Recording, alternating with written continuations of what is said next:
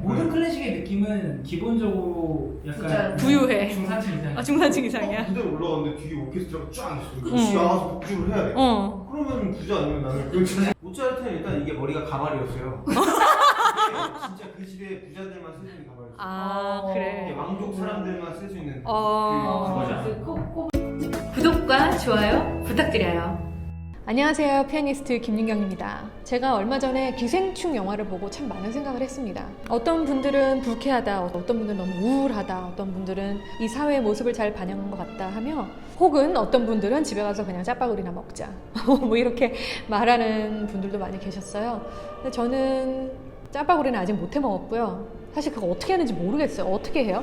여러분들 영상 보시고 댓글로 짜파구리 어떻게 만들면 되는지 좀 가르쳐 주세요. 본론으로 돌아가서 저는 그게 좋았습니다. 저로 하여금 생각하게 만들어서 좋았습니다. 정말 과연 이 사회는 어떤 사회일까? 그러면서 사람의 본능에 대해서 생각해보고, 무엇보다 중요하다고 생각했던 건 이 영화를 통해서 이렇게 빈부격차가 심한 사회에서 우리가 함께 어우러져 살면서 어떠한 마음과 어떠한 자세로 살아야 되는지, 뭐 그런 여러 가지 생각을 했습니다. 좀 얘기가 무거워지는데요. 과연 음악인들은 어떤 사회의 계층일까? 우리가 흔히 알고 있는 모차르트,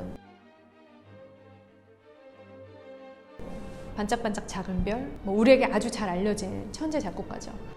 모차르트가 거의 평생 제대로 된 일자리를 찾지 못했어요. 그러니까 자기랑 잘 안 맞아서 일하다가 관두고 일하다가 관두고 이러다가 25살 때 프리랜서로 살게 되면서 35살에 이제 일찍 죽게 됩니다.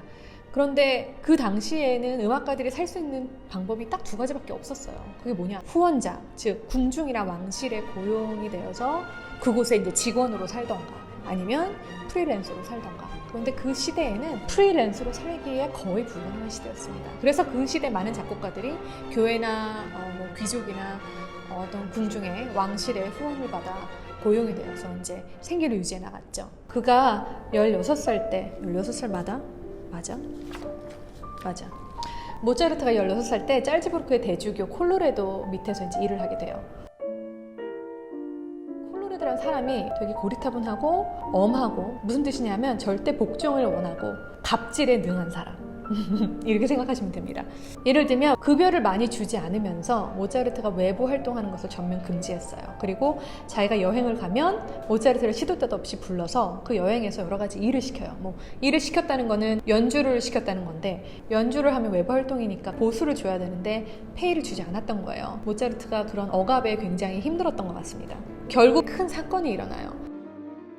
대주교가 짤즈부르크에서 비엔나로 여행을 가는데 모차르트한테 오라 그래요. 너 와서 여기서 네가 작곡한 곡도 연주하고, 또 우리들이 모임할 때 배경음악도 좀 깔아주고 이런 거지. 그런 일을 했어요. 그래서 모차르트가 갑니다. 그래서 연주를 하고 밥을 먹으러 갔는데 하인들이 있는 식탁에서 밥을 먹게 된 거예요. 그리고 심지어 자기보다 상석에 대주교의 시종이 이제 앉아 있었던 거죠. 근데 모차르트가 너무 화가 나서 아버지에게 편지를 쓴 내용이 있습니다. 시종들이 저보다 상석에 앉았고 저는 요리사들보다는 좋은 자리에 앉아서 무한히도 영광스럽습니다. 저녁 식사는 주지도 않았고 고작 3듀카트씩 식비로 받았습니다. 자유로우신 대주교님께서는 자신을 빛내주는 사람들에게 돈을 제대로 주지 않는 분이더군요. 연주료를 도대체 언제 얼마나 주는지 한번 봐야겠습니다. 돈을 안 준다면 제가 직설적으로 한번 이야기해 보려고요. 제 돈을 써가면서까지 여기까지 와서 일을 할 수는 없잖아요. 이 일로 인해 모차르트가 심한 수치심과 모멸감을 느꼈다고 해요. 모차르트가 그때부터 대주교를 떠나려고 했던 것 같습니다.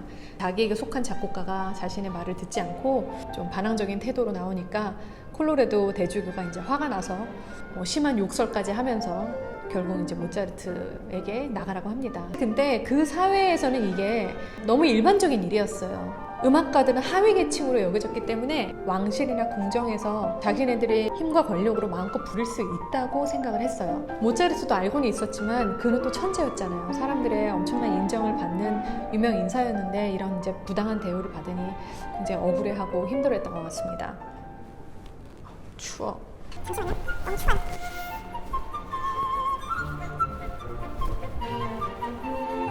그런데 여러분, 그런 대주교의 모습이 기생충에 나오는 박사장내랑 그렇게 다르다는 생각이 들지 않습니다. 대주교는 나는 여기 있고 너는 여기 있으니 너는 무조건 나의 일에 복종을 해서 시키는 대로 하라. 뭐 박사장도 끊임없이 우리 너와 나 사이에 있는 이 선을 계속 강조하잖아요. 이 선만 넘지 않으면 돼. 물론 박사장은 그 기태에게 아들의 생일잔치에 인디안 그 복장을 하게 하고 너 돈을 줄 테니 이거는 일의 연장이니 분소롭지 해라 이렇게 말을 합니다. 뭐 그런 면에서는 대주교보다 박사장이 훨씬 낫죠. 일에 대한 대가는 박사장네는 지불하려고 했으니까. 어떤 자신의 힘과 돈과 권력을 과시하는 그 태도, 자신의 위치를, 상대방의 위치를 끊임없이 상기시키는 태도를 봤을 때 박사장네 부부가 조금 더 우아하게 표출되기는 했지만 그 속의 마음은 결코 다르다는 생각이 들지 않아요. 그래서 모차르트는 결국 뛰쳐나와 이제 프리랜서로 자유롭게 살다가 세상을 떠났죠. 여러분들은 예술가들이 우아하게 집에 앉아서 이제 자신의 창작 활동을 하고 뭐 악기를 연주하고 이렇게 사는 것 같나요?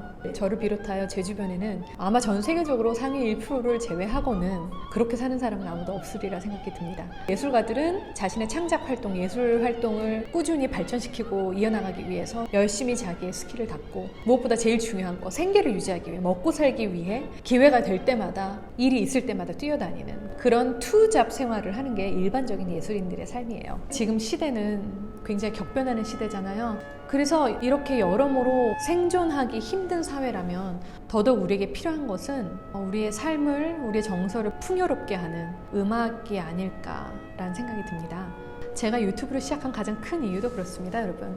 특수 계층이 아닌 보다 많은 사람들이 모두에게 오픈되어 있는 온라인 플랫폼에서 음악에 대해서 여러분과 나누면서 제가 지금까지 누려왔던 그런 음악의 아름다움과 풍성함을 여러분들에게 조금이나마 쉽고 재미있게 전달하고 싶은 게 제 바람입니다. 오늘도 제 영상 이렇게 봐주셔서 너무 감사하고요. 초반이라 조금씩 나아지겠지만 많이 미흡한 부분들이 있습니다. 여러분들 양해 부탁드리고 또 예쁘게 봐주시고요. 다음에 더 좋은 영상으로 찾아뵙겠습니다. 감사합니다. 또 만나요. 안녕.